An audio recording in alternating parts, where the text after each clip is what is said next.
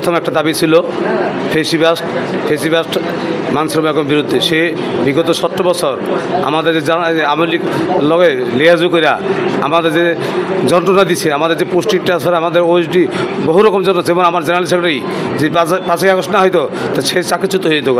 এই ধরনের একটা চিন্তা ভাবনা তাদের ছিল। এদের এই মাসির গং লগে মনসুর বেগম এর সহযোগী ছিল। তা আল্লাহর রহমতে আমরা আজকে তাকে তার ইয়ে থেকে অব্যাহতি দিতে পারতেছি এবং তার বিগত দিনের কার্যকলাপ, যেমন আমাদের চাকরি স্থির করার, আমরা রিটায়ার করে গেলে আমাদের চাকরি স্থির করার একটা থাকে, রিপোর্ট থাকতে হয়। 600 কর্মচারী স্থায়ী করে সে আটকে রাখছিল, পয়সা না দেওয়ার কারণে সে এটি করে নেই। কিন্তু ফজলে রাব্বি সাহেব সে 1 মাসের ভিতরে এই সব কাজ ক্লিয়ার করে ফেলেছে। এমন তার টেবিলে কোনো ফাইল নাই। একমাত্র স্মার্ট সিটি বসুন্ধরা, আধুনিকতায় এক ধাপ এগিয়ে। বিগত যেসব কেসিস্ট এই সিপিএমগুলি ছিল তাদের ফাইলের জন্য তাদের চেহারা দিত না, মানে তার ফাইলই দেখা যেত খালি। এই ধরনের কার্যকলাপ তারা করছে আমাদের সাথে। এবং আমরা দাবি জানাচ্ছি যে আমাদের ফজলে রাব্বি সাহেব যদি তার কোনো দোষ থাকে বা তার কোনো স্পট থাকে তাকে সরানো আমাদের কোনো আপত্তি নেই, কিন্তু এই বিনিময় করে ফেসি বসতে হবে না। কিন্তু বাস্তব সত্য হয়ে যায়, একটা লোক বিতর্ক থাকতে হবে, কিন্তু তার ফজলে রাব্বি সম্বন্ধে কেউ বলতে পারবে না যে তার এক স্পট আছে। সে সৎ লোক, ভালো লোক এবং কর্মঠ লোক। এই জন্য তার পক্ষ এমন আছে যাকে এটা পূরণ হয়েছে। আরেকটা দাবি হলো আমাদের অস্থায়ী কর্মচারীদের বেতন। সব জায়গায় বেতন বাড়ছে, কিন্তু বিএমডিসিতে এখন বেতন টিএ আমরা খোঁজ নিয়েছি যে সরকার যে একটা নিয়ম করছে, এই নিয়ম অনুযায়ী তাদের বেতন বাড়ছে। আমাদের অস্থায়ী কর্মচারীরা দিন রাত 24 ঘন্টা তারা চাকরি করে, তাদের কোনো উৎস ভাতা নেই, কিচ্ছু নাই, মাত্র 12,000 টাকা বেতন পায়। একটা লোক ঢাকা যারা হেঁটে চাকরি করে 12,000 টাকা দিয়ে তারা খানাই হয় না, ভাড়া তো দূরের কথা। তারপর তারা কী করে নিরুপায়ে তারা চাকরি করতেছে।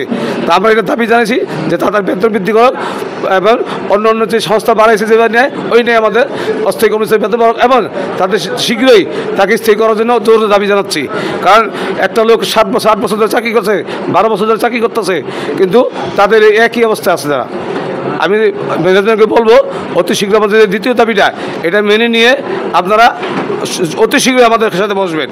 আর 3 নম্বর দাবিটা হলো যে আমাদের শ্রমনীতি পরিবর্তিত সময় কাজের জন্য আমরা অতিরিক্ত 12 ঘন্টা ডিউটি করি। যারা বেশিরভাগ আছে, যারা ঘাটে আছে, ঘাটে টিএস এবং ইয়েরা জাহাজি শ্রমিকরা তারা 12 ঘন্টা ডিউটি করে এবং তাদের যে মানে জীবনযাপন না দেখলে বোঝা যাবে না।